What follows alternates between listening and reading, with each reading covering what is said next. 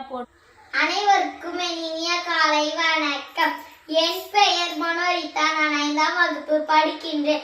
ஊராட்சி ஒன்றிய நடுநிலை பள்ளி மேல்நெல்லி பசுமையும் பாரம்பரியத்தையும் பற்றி பேச முன்வந்துள்ளேன். பசுமை பாரம்பரியம் பேச்சு போட்டி. வணக்கம் அனைவருக்கும். பசுமை என்பது மரங்கள், புல்வெளிகள், ஆறுகள் போன்ற இயற்கையின் அழகு. இது நம்மை உயிரோட வாழ உதவுகிறது.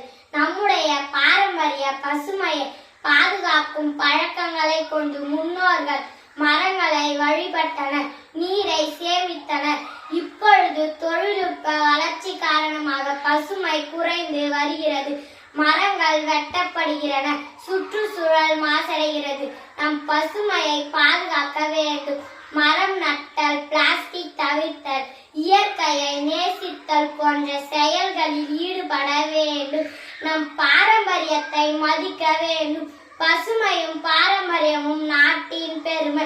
அதை நாம்